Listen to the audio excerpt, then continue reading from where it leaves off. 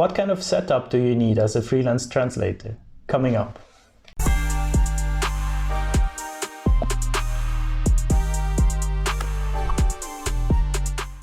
Hello and welcome back to the Freelanceverse. Today I want to talk to you about the translator setup, a topic that I get asked about all the time, especially about my chair. It became very famous on the channel because people really want to know what this chair is, because it looks so comfy, and it really is. And it was actually a great deal, because I bought this when I first started out and I didn't have any money back then. And so I really wanted something that is ergonomically good, but also not expensive, not very expensive, because you can pay thousands of dollars if you want for a good chair, right? So I thought I'd make a video about my setup, or about my setups, I have to say. There are plural. I have this one that you mostly see in the videos, but since we moved, I also have another setup in the living room, because we have now more space and we both work from home quite often, so we needed really two workstations. So this is, we usually switch like who works in which office, but I usually film my videos here. That's why you're most familiar with. So I'm going to start with this setup. So let's start with the chair, right? So when I first started looking, I really wanted a chair that has back support, and this one is great because like in the lower back there is a little curve, so it really supports your back. Not anymore like it used to. It lost a bit of its tension. So maybe soon it will be time to upgrade, but I can still sell this one probably. So I settled for a company called Probst. It's a German chair manufacturer. I actually didn't find the chair anymore on their website. They have all kinds of different fancy models now, but this one I couldn't find anymore. But I found it on another website here in black, 263 euros, and I remembered that it was around 250 euros, so it really is this chair.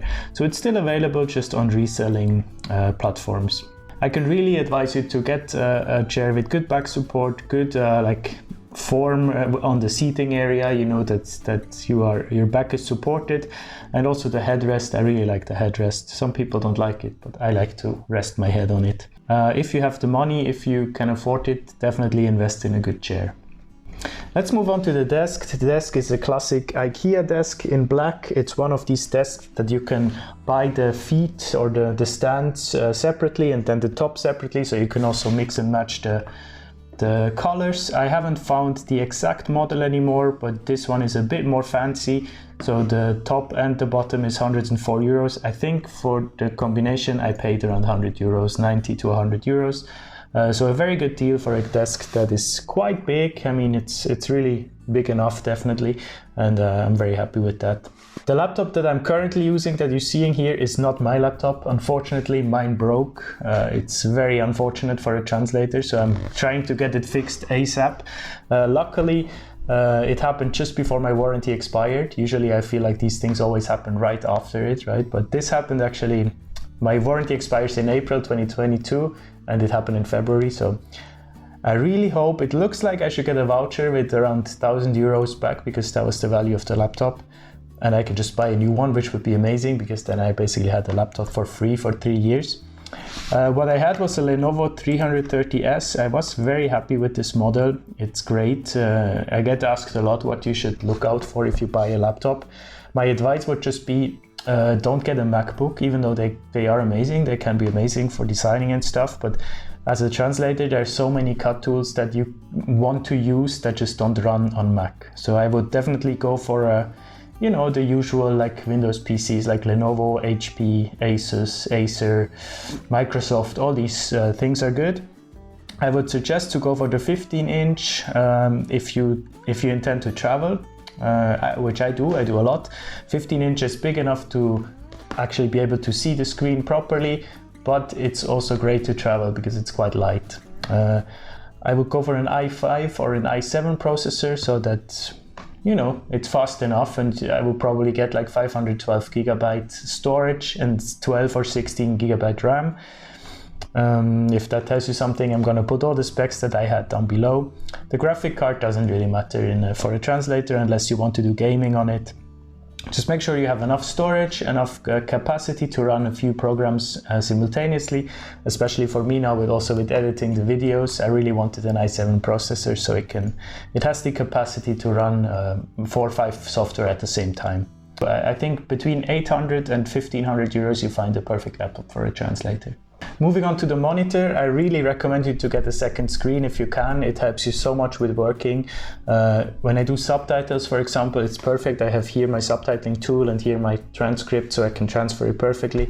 When I work and when I do translations, I do my research here and I do my translations on this screen.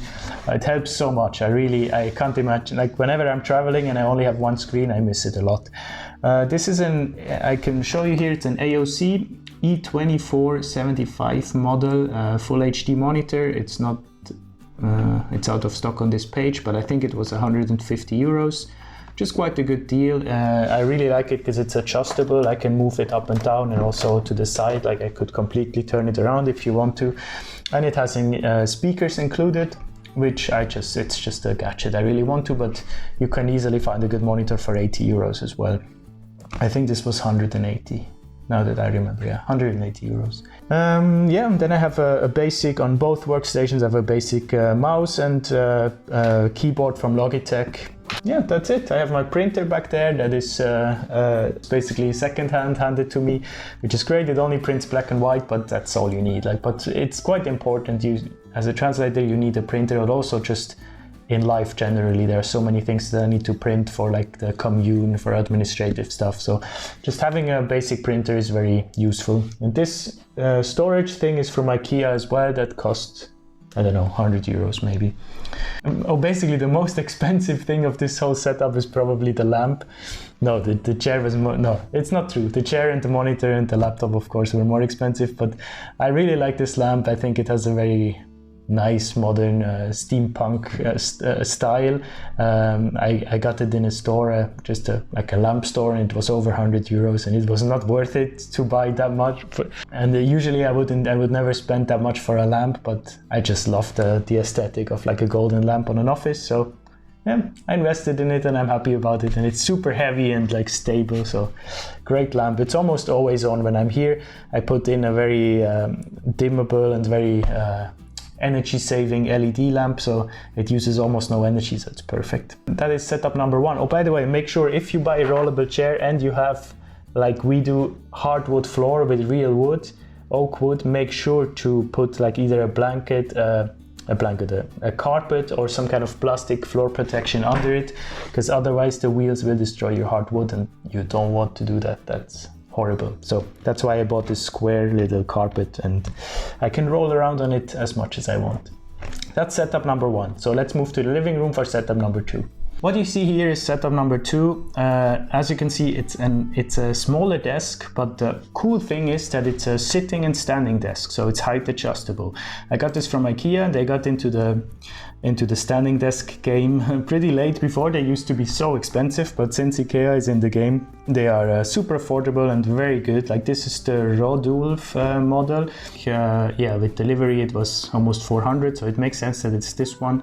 340 euros, and it's a great desk. I really like it. You can move it up and move it down as you want. This desk, I usually work about half a day standing and half a day here on the exercise ball, which is also great for the back.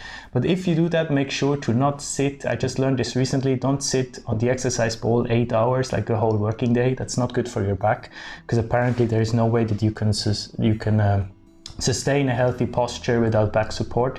So yeah, maybe sit an hour on the exercise ball, then stand up again, our exercise ball, stand up. So it's a great mix. I don't actually have a chair here. If I do sometimes need one, I take the one from the living room, but either I stand or I work on the exercise ball. Here we have another Aoc monitor. This one is cheaper. It's not height adjustable. That's why it stands on this IKEA little thingy that you can get for 20 euros. This was about 80 euros, and it has no speakers in it, so it's a very basic monitor, but still kind of nice. And then here we have a laptop stand, which is great. It's called Jellyfish. Currently it's not available anywhere, so I can't give you a link for that.